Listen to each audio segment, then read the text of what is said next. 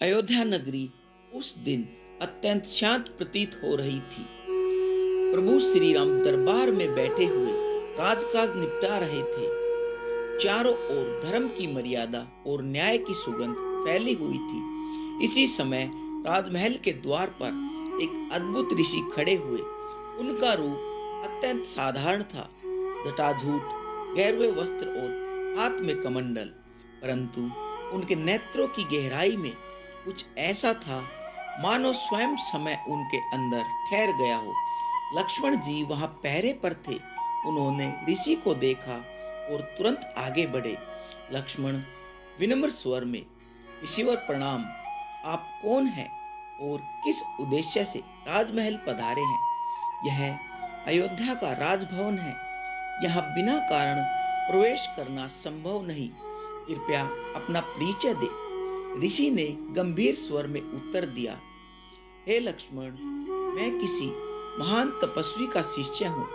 मेरे गुरु ने मुझे एक विशेष कार्य हेतु यहाँ पर भेजा है। मुझे तुरंत आपके प्रभु श्री राम से मिलना है। यह कार्य विलंब योग्य नहीं है। लक्ष्मण जी ने थोड़ी देर सोचा। उन्होंने ऋषि के तेज को देखा, जो साधारण मनुष्य का नहीं लग रहा था। लक्ष्मण, ऋषिवर प्रभु से मिलना सहज नहीं, किंतु आपकी वाणी में सत्य और धर्म की गंभीरता झलक रही है। कृपया यही प्रतीक्षा करें। मैं प्रभु श्री राम से आज्ञा लेकर आता हूँ। यह कहकर लक्ष्मण जी अंदर गए और प्रभु श्री राम के समक्ष जाकर हाथ जोड़कर बोले, प्रभु, द्वार पर एक ऋषि पधारे हैं। वे अपने आप को किसी महान तपस्वी का शिष्य बताते हैं। उनका आग्रह है कि वे तुरंत आपसे भेंट करना चाहते हैं। उनका स्वर साधारण नहीं, बहुत गंभीर और रहस्यमय प्रतीत होता है। श्री राम ने ध्यान से सुना और कुछ देर विचार करने के बाद बोले, हे लक्ष्मण, अयोध्या में आने वाले प्रत्येक संत का स्वागत होता है। उन्हें सम्मान पूर्वक आप अंदर लेकर आओ। मैं देखना चाहता हूँ कि वे कौन हैं और किस उद्देश्य से यहाँ पर आए हैं। लक्ष्मण ने आज्ञा मानी और जाकर ऋषि से बोले, ऋषिवर, प्रभु श्री राम ने आपको बुलाया है। कृपया मेरे साथ अंदर आइए। ऋषि धीरे धीरे महल के अंदर आए। उनकी चाल में साधु का धैर्य था, किंतु उनकी उपस्थिति से पूरा महल मानो एक रहस्यमय मैं आपके समक्ष एक निवेदन लेकर आया हूँ। श्री राम के सामने मेरी एक शर्त है और हाथ जोड़कर बोले, आपसे वार्ता करूं, उस समय यदि कोई अंदर प्रवेश करेगा तो उसे मृत्युदंड मिलेगा। यह नियम कठोर है पर अति आवश्यक है। सभा में सन्नाटा सा छा गया। सभी ने विस्मित होकर उस ऋषि की ओर देखा।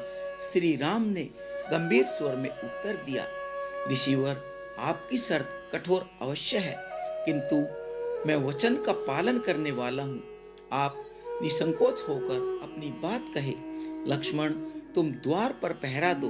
जब तक यह वार्ता चले कोई भी अंदर न आए। लक्ष्मण ने तुरंत हाथ जोड़कर कहा, जैसा आदेश प्रभु। और लक्ष्मण बाहर जाकर द्वार पर खड़े हो गए। उनकी आंखों में दृढ़ निश्चय था, प्रभु का आदेश ही मेरा जीवन है। उधर अंदर ऋषि और भगवान श्री राम आमने सामने खड़े थे। वातावरण भारी था। ऋषि की आंखों का तेज अब और गहरा हो चुका था। श्री राम ऋषिवर से कहते हैं, अब आप अपना परिचय स्पष्ट कीजिए। आपकी वाणी साधारण नहीं। आप कौन हैं? ऋषि ने धीरे धीरे अपना असली रूप प्रकट करते हुए कहा। ऋषि ने गंभीर स्वर में राम से कहा, राम, मैं कोई साधारण तपस्वी नहीं। मैं काल हूँ, वह काल जिसे स्वयं ब्रह्मा ने आपके पास भेजा है। यह कहते ही उनकी देह से अद्भुत आभा फैल गई।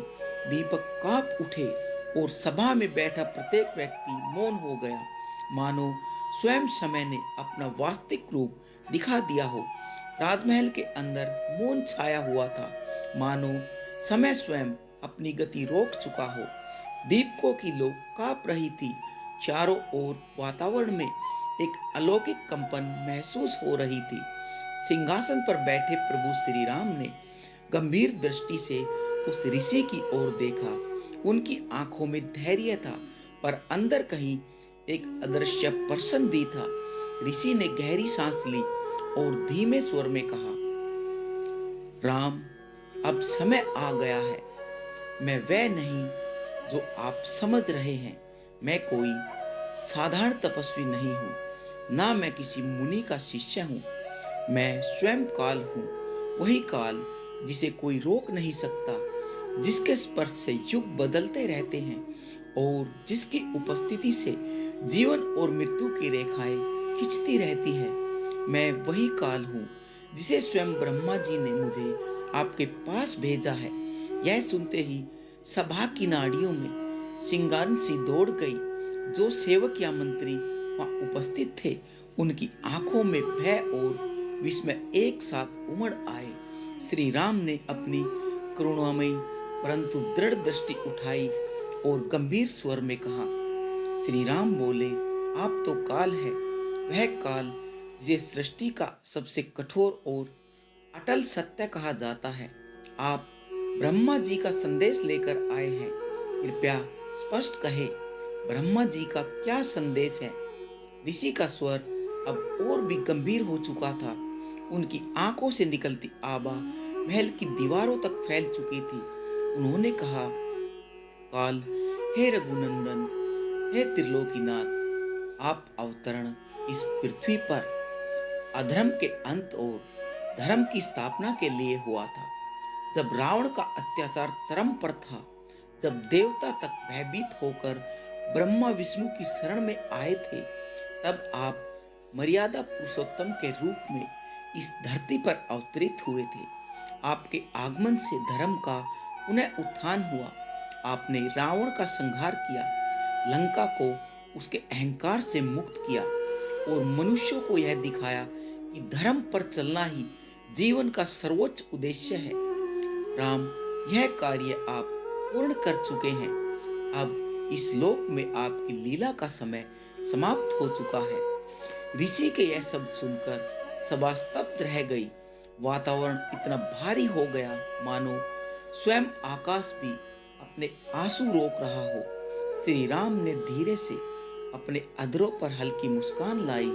वह मुस्कान करुणा और स्वीकृति से भरी हुई थी। श्री राम, काल आपके वचन मेरे लिए नवीन नहीं है। मैं जानता हूँ कि यह देह, यह राज्य, यह मानव जीवन सब नश्वर है। मैं केवल विष्णु का अंश होकर इस पृथ्वी पर आया था। अब यदि ब्रह्मा जी का संदेश यही है कि मेरा कार्य पूर्ण हो चुका है, तो मैं उसे सहस्त्र स्वीकार करता हूँ। किंतु बताइए, आगे की लीला कैसी होगी? मेरा प्रस्थान किस प्रकार होगा? ऋषि का स्वर और गढ़ हो गया। ऋषि कहते हैं, हे राम, आप स्वयं ही परम सत्य हैं। आपको जन्म और मृत्यु से क्या भय? आपका प्रस्थान कोई अंत नहीं, बल्कि आपकी लीलाओं का एक नया अध्याय है। आप जिस मर्यादा के लिए इस लोक में आए, उसी मर्यादा के साथ इस देह को त्यागेंगे। आपको सरयू नदी की पावन गोद में प्रवेश करना होगा और वहीं से आप अपने दिव्य लोक की यात्रा करेंगे। परंतु ध्यान रहे, इस वार्ता के बीच यदि कोई बाधा उत्पन्न करता है, यदि कोई अंदर आता है, तो आपके ही वचन से उसे मृत्यु दंड को स्वीकार करना होगा। यह नियम कठोर है, पर यही मेरी शर्त है। श्री राम की आंखें गंभीर थी, पर उनका हृदय विचलित नहीं हुआ। उन्होंने शांत स्वर में कहा, काल, आपकी शर्त मुझे स्वीकार है, क्योंकि मर्यादा पुरुषोत्तम के लिए वचन ही सबसे बड़ा धर्म होता है। यदि मेरा समय आ चुका है, तो मैं उसे खुले हृदय से स्वीकार करता हूँ। किंतु इतना अवश्य है, मेरा यह प्रस्थान केवल मेरा नहीं, पूरे अयोध्या का होगा। मेरे अयोध्यावासी, मेरे भाई, मेरा कुल, सब मेरे हृदय में बसे हैं। उनके लिए यह वियोग बहुत कठिन होगा, पर मैं उन्हें भी इस सत्य से अवगत कराऊंगा। ऋषि ने गंभीर स्वर में कहा, राम, यही आपकी महानता है। आपके हृदय में केवल अपना नहीं, सबका दुख और सबका सुख है। यही कारण है कि आपको पुरुषोत्तम कहा जाता है। अब समय निकट है, आपकी यह लीला शीघ्र ही पूर्ण होगी। ब्रह्मा जी की आज्ञा यही है कि आप अपने दिव्य लोक लौटे और वहां से आगे युग युग तक धर्म की रक्षा करते रहे। यह कहते ही ऋषि के चारों ओर का वातावरण और भी अलौकिक हो उठा, मानो स्वयं समय वहां खड़ा होकर अपनी अंतिम गवाही दे रहा हो। राजमहल के अंदर का वातावरण अब भी गंभीर था,